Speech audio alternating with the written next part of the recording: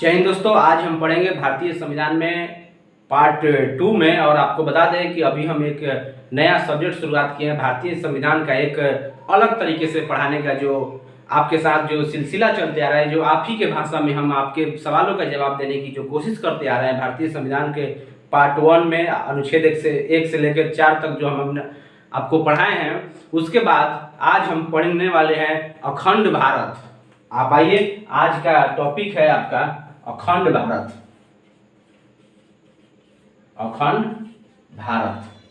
इस अखंड भारत में हम आपको बताएंगे कि अभी वर्तमान के भारत के अलावा जो पहले वाला भारत था, जो आजादी के पहले का भारत था, वो कैसा दिखता था इस दुनिया के मैप में, उसको हम आज बताने की कोशिश करेंगे।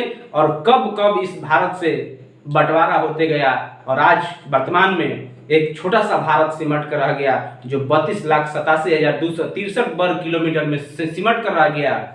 इससे पहले कितने ऐसे टुकड़े हुए इस भारत से, उसको आज इस टुकड़े में पढ़ने की कोशिश करेंगे। क्योंकि भारत से अभी कितने टुकड़े हो गए ये अभी तक आपको भी अंदाजा नहीं होगा। तो आइए इस क्लास में हम आज पढ़ने की कोशिश करेंगे कि भारत के ऐसे कितने टुकड़े हुए थे। तो दोस्त आपको बता दें कि देखिए, ये भारत है, ये जो भारत का मैप देख रहे हैं ना, ये वर्तमान का भारत है।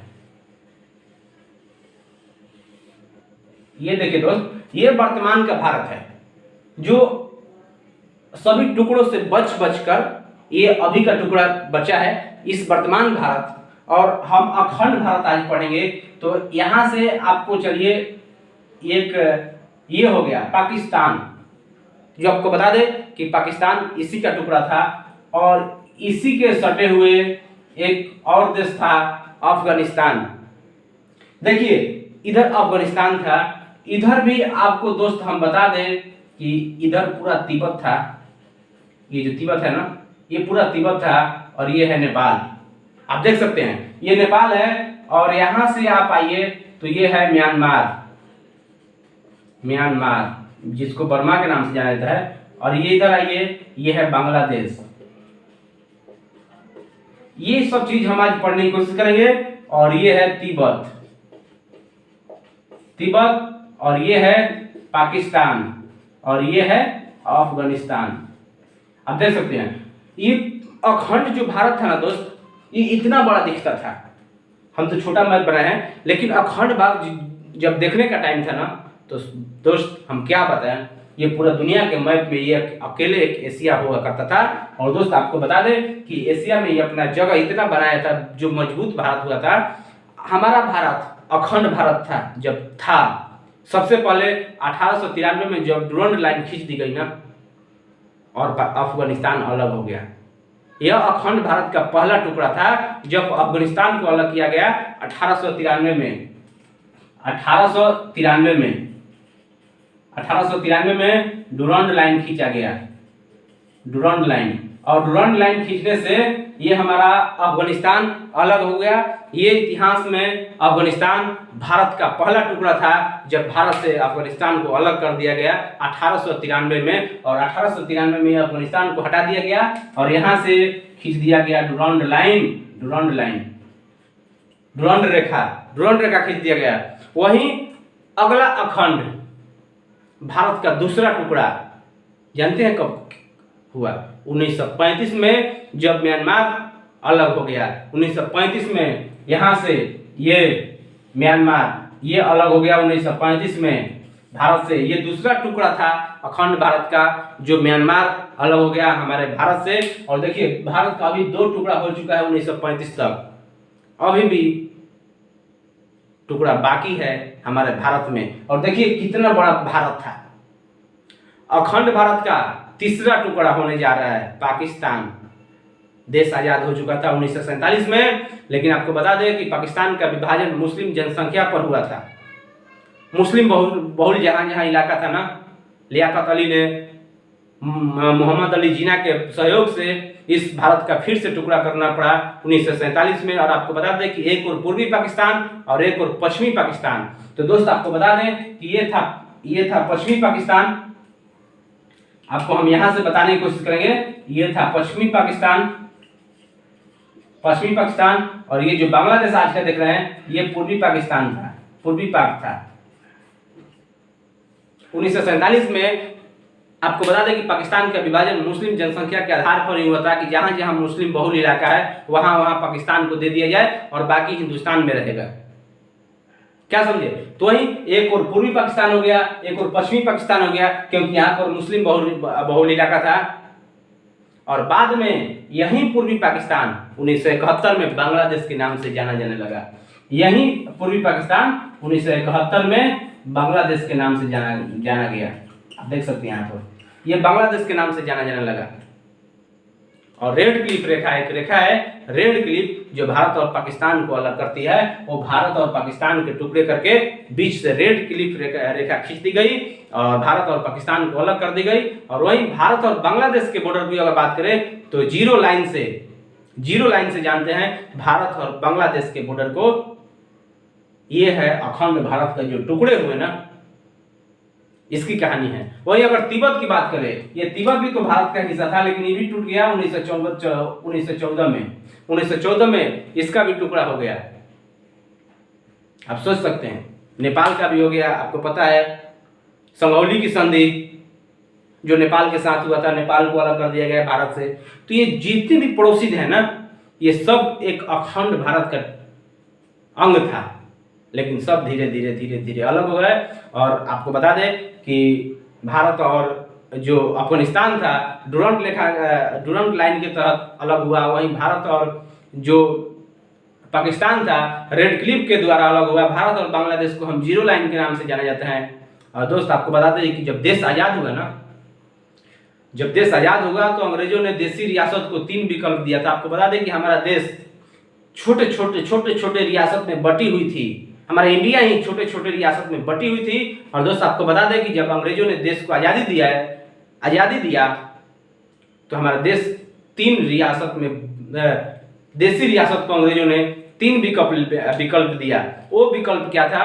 एक विकल्प दोस्त ये था कि या तो आप पाकिस्तान में मिल जाए, क्या समझे, या तो आप पाकिस्तान में मिल जाए, नहीं तो भारत में मिल जाए, और नहीं तो आप स्वतंत्र रहे।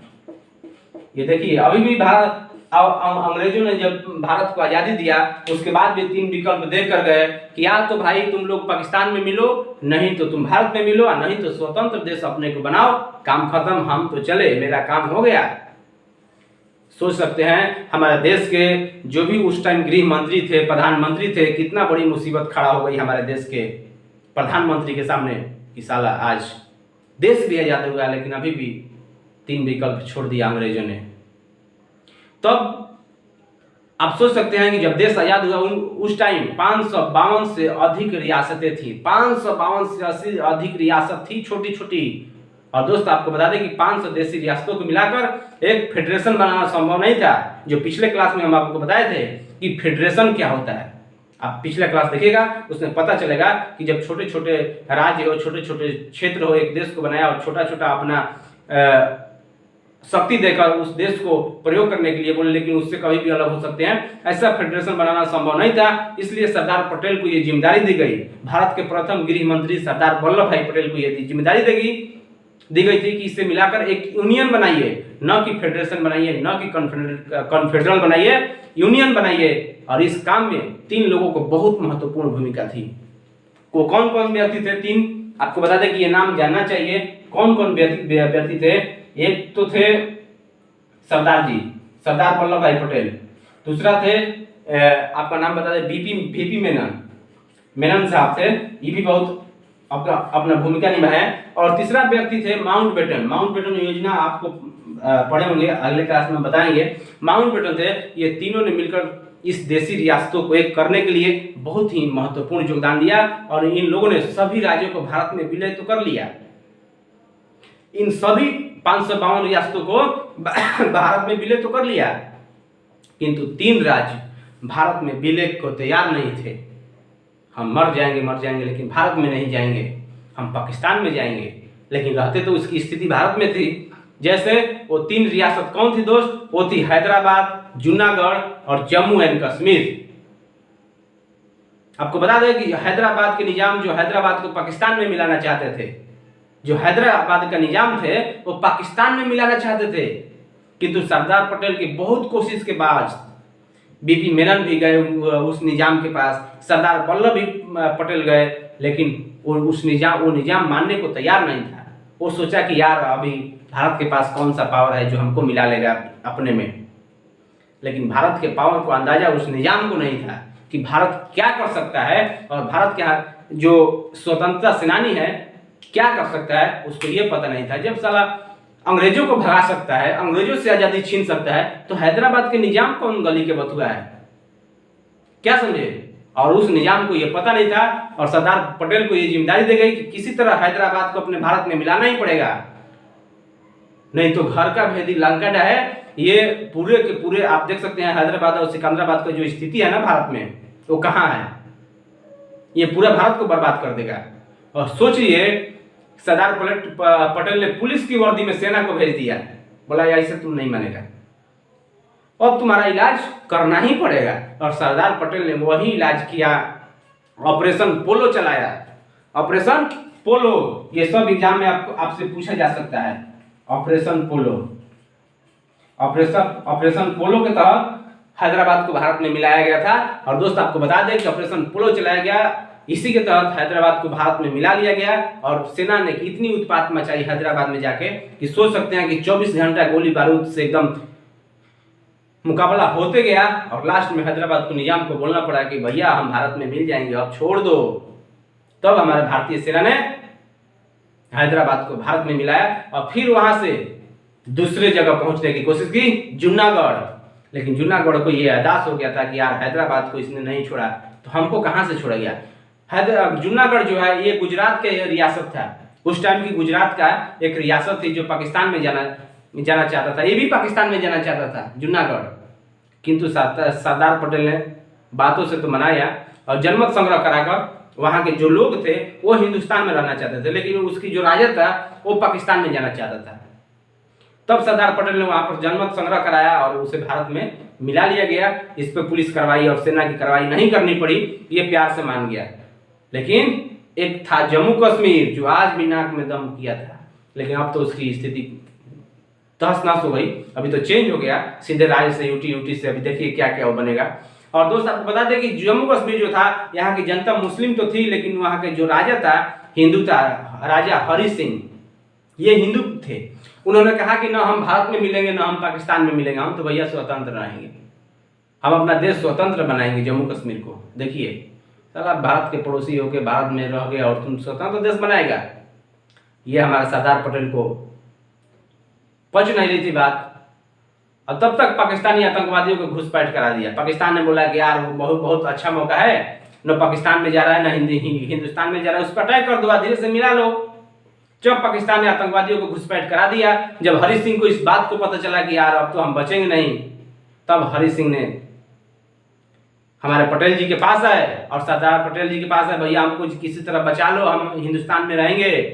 तब सरदार पटेल ने 26 अक्टूबर 1947 को विलय पत्र पर हस्ताक्षर कराकर भारत का एक अंग बना लिया हमारे जम्मू एंड कश्मीर को। और इन सभी देशी रियासतों को मिलाकर एक भारत का निर्माण किया गया। और दोस्त आपको बता दें कि भारत का जब निर्माण किया गया ना, तो भारत के जो राज्य थे, जो रियासतें थी, उसको 4 भागों में बांट दिया गया।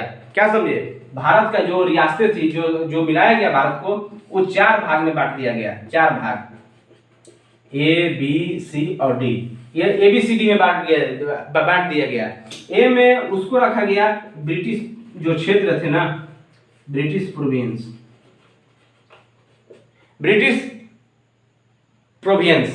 इसको रखा गया। और वो ब्रिटिश प्रोविंस क्या कहते हैं, वह राज्य जहां अंग्रेजों का शासन था। ऐसे 9 राज्य था जहां पर अंग्रेजों का शासन था और इसको ए में रखा गया। बी में आपको दोस्त बता देंगे कि प्रिंसली स्टेट रखा गया, यह वह राज्य था जहां देशी रियासतों का शासन था। क्या समझे, देशी रियासतों का शासन था। ये 9 हो गया। और वहीं अगर सी की दोस्त बात करें तो सी में कमिश्नरी को रखा गया। और आपको बता दें कि कमिश्नरी किसको बोलते थे, वह बड़े शहर जहां अंग्रेज केवल उस शहर पर कब्जा करके रहे थे, वैसे जो शहर थे वो 10 थे। देखिए कमिश्नरी 10 था उस टाइम, और डी में आपको यूटी को रखा गया, यूनियन टेरिटरी को, केंद्र शासित प्रदेश 1 था। ऐसे ऐसे करके हमारे देशों को बनाया गया है। और दोस्त आपको बता देंगे कि जब इतने बन गए तो फिर मामला आया भाषा के आधार पर राज्यों का गठन किया जाए या नहीं किया जाए। तो एक कमेटी बनाई गई दोस्त, एसके धर कमेटी। एसके धर कमेटी ने क्या किया कि भाषाई आधार पर राज्यों के गठन के लिए सबसे पहले 1948 में एसके धर को कमेटी बनाया गया, और कमेटी